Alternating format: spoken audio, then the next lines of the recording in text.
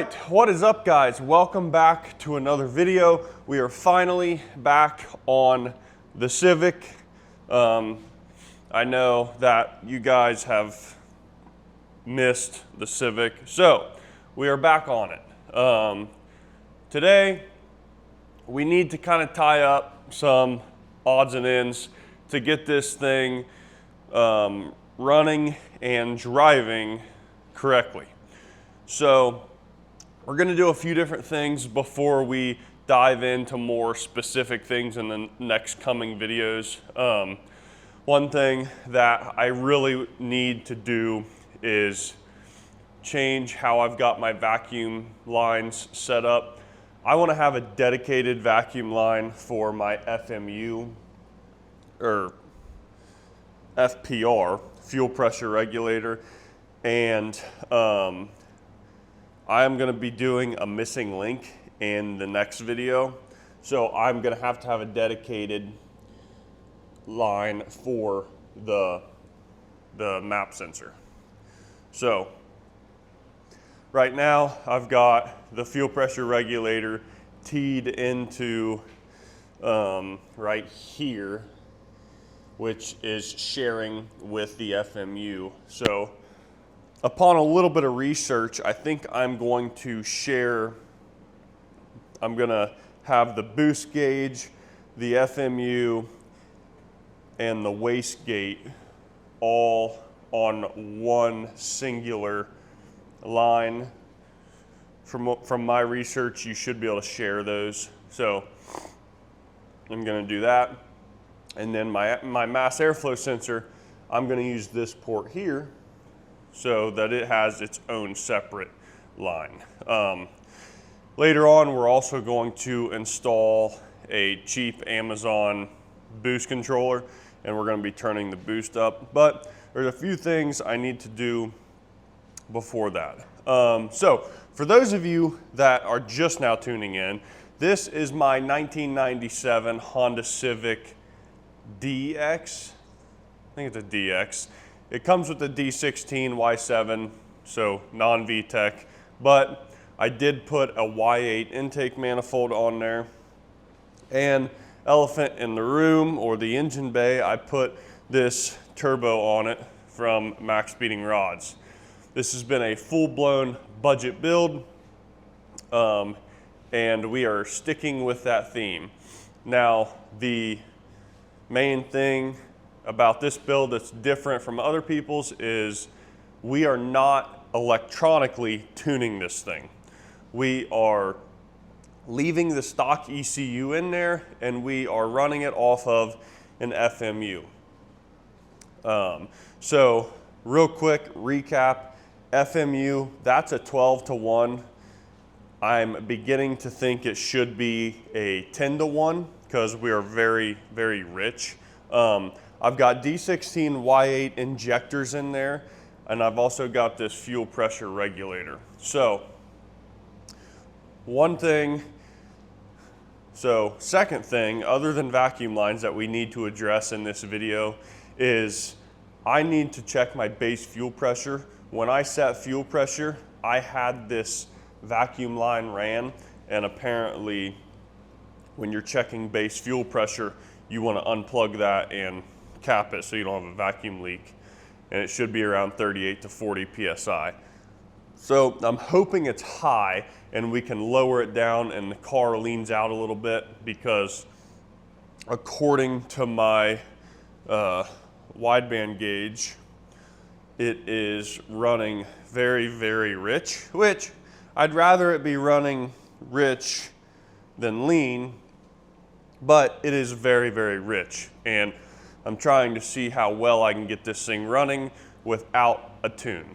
So before we jump into that part of today's video, we need to get the suspension dialed in. So I installed Max Speeding Rods coilovers in here. They're newer ones. And I also installed adjustable front upper control arms, rear adjustable camber arms, rear lower control arms, and have not touched the camber. At least in the front, I haven't. So the back isn't bad. Let me see if I can. So you can see the front kind of pokes a little bit. The back pokes a little bit more than the front. So what I'm thinking is I like the way that back wheel is sitting. If we come over here and look at this back wheel, it is poked out more for sure. I don't know if you can tell, but it's poked out a little bit more. Not much at all. I mean, you can barely tell with your naked eye, but I'm thinking that back needs to go in a little bit to match the other side.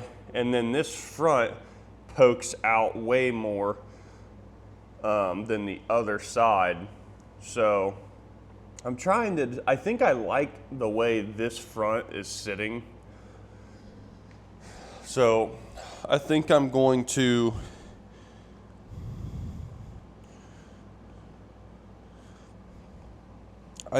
match that front. I'm gonna pull this front out a little bit. So I'm gonna go with that front and that rear, and I'm gonna make a match. So we need to first start out by, let's get the car jacked up, take these wheels off, and see how we're gonna go about matching the sides up.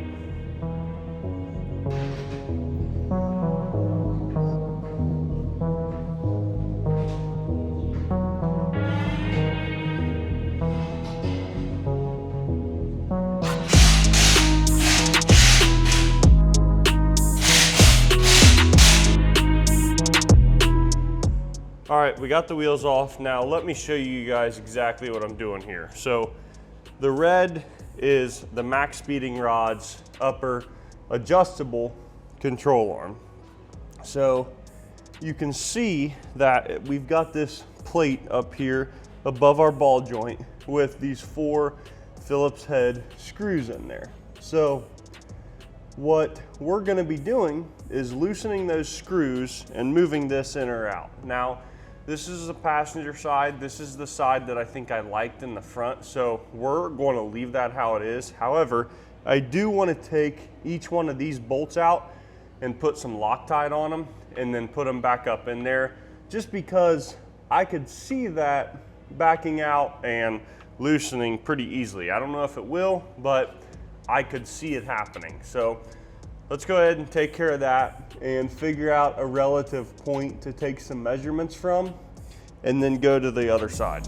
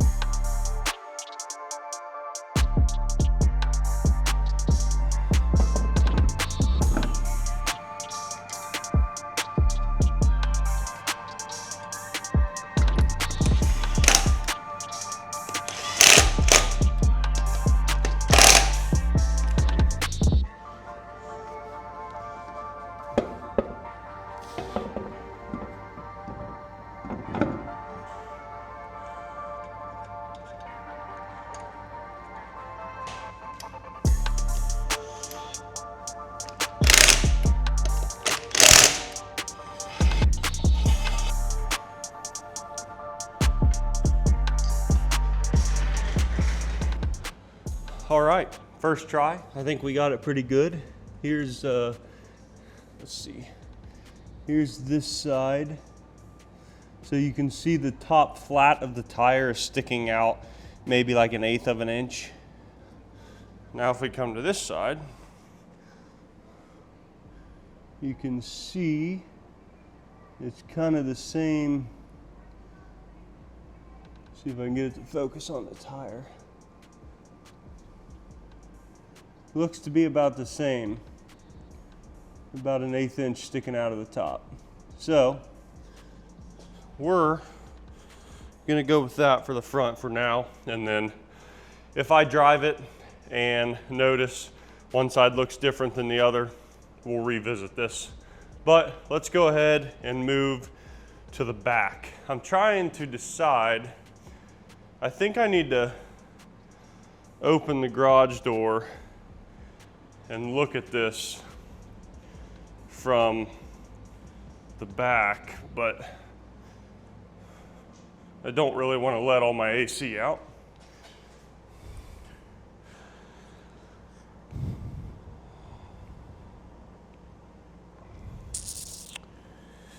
See, that wheel is pretty much straight up and down, which in my opinion doesn't really match the front,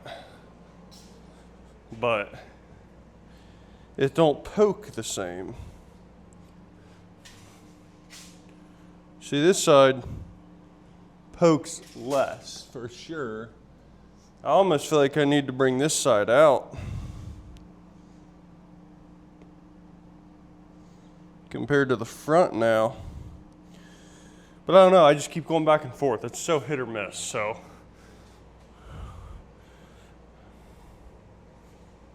Let me open the garage door and look at it from the back. All right, so if we just look at it. Right now, the rear is for sure a little more cambered than the front on that side. And to be honest, this side looks fairly close. So actually, now I'm thinking I should bring the passenger side in, or the driver's side in, and leave the passenger where it's at. But I wonder how much this is gonna rub.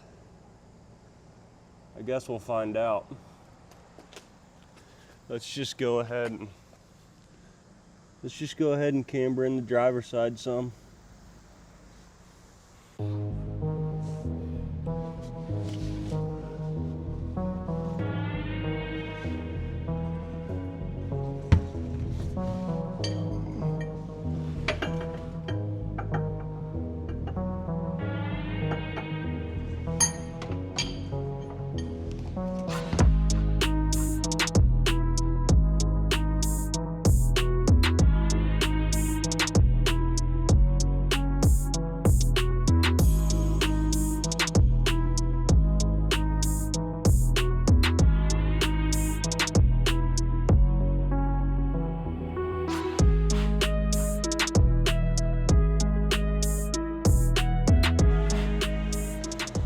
All right, I think we might be pretty close now.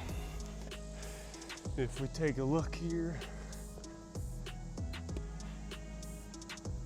a little bit of poke and a little bit of poke. So we're gonna go with that for now.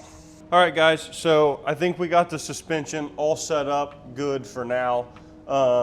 Now what we're gonna do, like I mentioned in the beginning, is I'm gonna take the vacuum line from the fuel pressure regulator and go directly into the intake manifold by itself. Right now it's teed in with the FMU. I'm gonna disconnect the FMU and tee it into where I've got the boost gauge and the wastegate running into. So all that's gonna share. So let's go ahead and fix that real quick.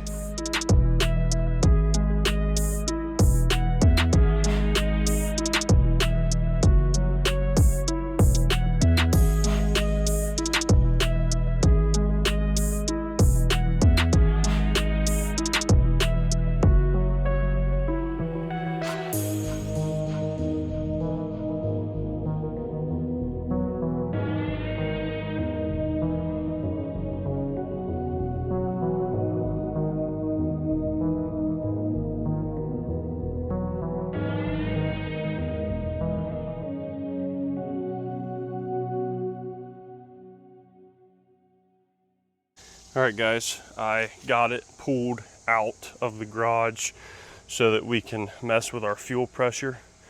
I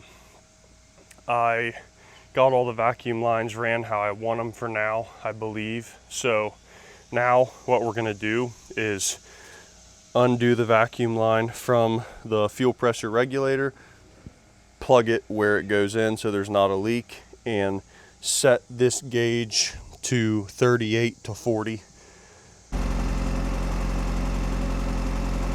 Well, guys, our fuel pressure actually appears to be a little bit low, which is not what I was hoping for, because really we need to lean it out, but there we go, I was turning the wrong way. So we're gonna go to like 38. Actually, let's go a little lower, around 36 or 37. We're gonna run it right there.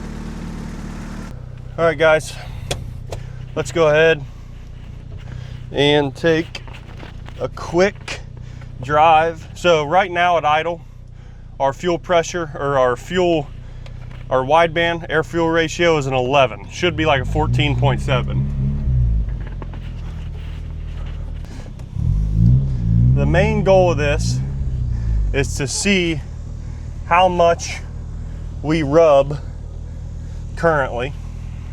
And then we also want to see what our air fuel ratio is, to get like a nice solid baseline for what we're going to be doing in the next coming videos, as well as just feeling out our new suspension. So let's go.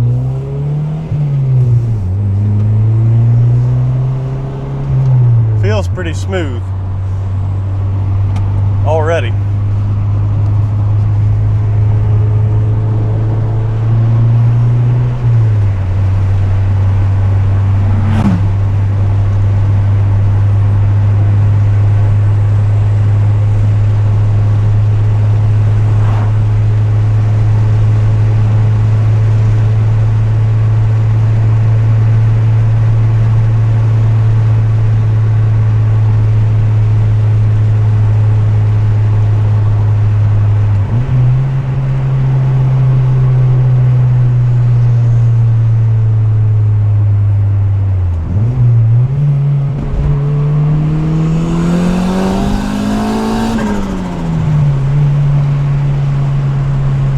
So I was just looking at boost right there, and it was at a solid, I'd say 7. So we'll keep that in mind when we put our boost controller on and go to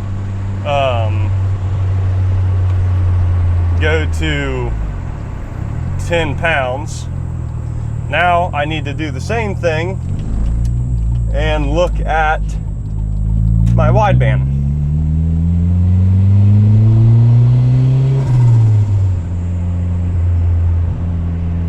Which should be pretty rich, because where we're sitting at idle is where it should be at a full pull. We almost just hit a bird.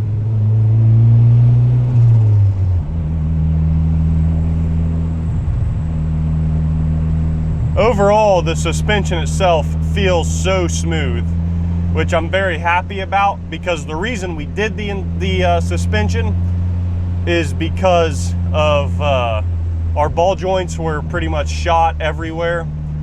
So I just, instead of doing like all new ball joints, I just started upgrading suspension parts. And like I said, this is a very, very budget friendly build. So it's not top of the line suspension parts, it's just max speeding rod parts, but better than blown out ball joints for now.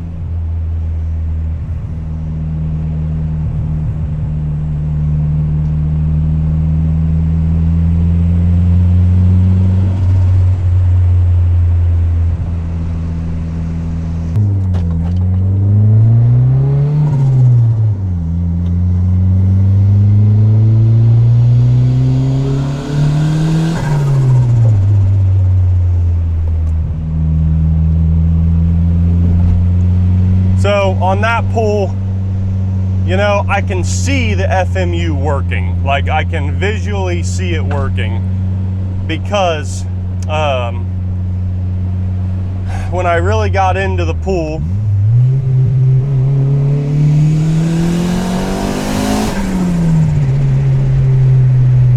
so when I really get into the pool there, initially it goes to like 9, which is rich.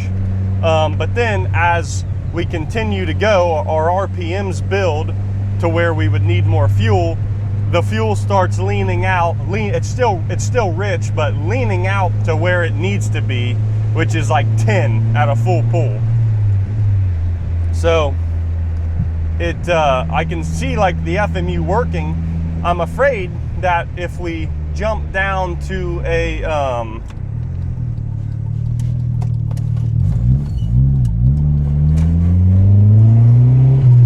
I'm afraid that if we jump down to a 1 or a 10 to 1 FMU, that at that full pull, it's not going to be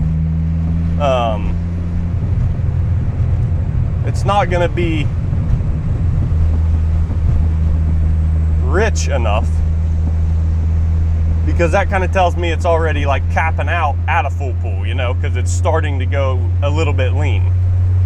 So I got to do a little bit more research on that. But oh yeah, another reason that I'm kind of doing this little driving sequence here is because the next thing I'm going to be doing is installing the missing link, which it's not the actual like missing link part, because I can't really find that. We're going to be doing the hack where we build a little thing between our map sensor and the intake manifold to where we bleed off boost before it gets to the map sensor, because you don't want your map sensor to see boost. At least in our case, we don't. I'll be completely honest with you guys. I have no idea where I'm at right now.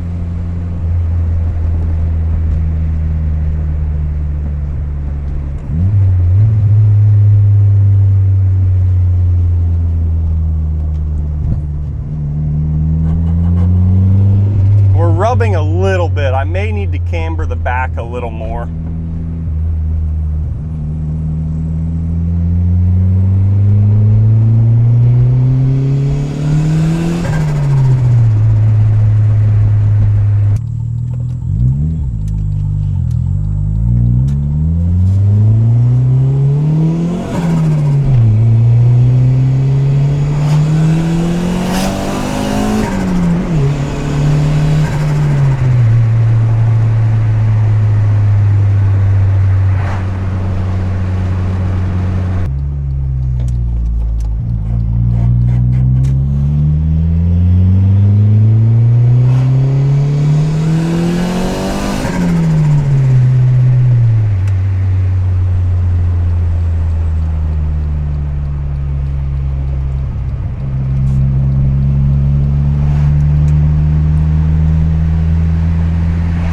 All right guys, that was a successful drive, and that is going to be it for this video.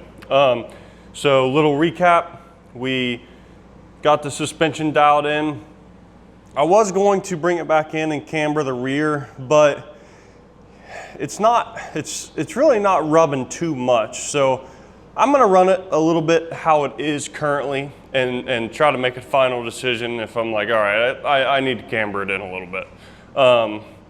So got the suspension dialed in, we fixed the vacuum lines, and we fixed our base fuel pressure, set it to around 37-ish, I'd say. So you saw how the car was driving. It's doing pulls very strongly. Seems like it's driving pretty good. But one thing they say to do when you're boosting a Civic like this without tuning it is to install a missing link, which I'm not going to go into detail here because the next video is going to be on that, but basically you're preventing your map sensor from seeing boost. So We'll be doing that in the next video, so stay tuned. Comment down below any questions you might have, and check out my previous videos on how we have built up to this moment, because I have documented everything we have done on the Civic. So, with that being said, thank you guys so much for watching, and stay tuned for the next one.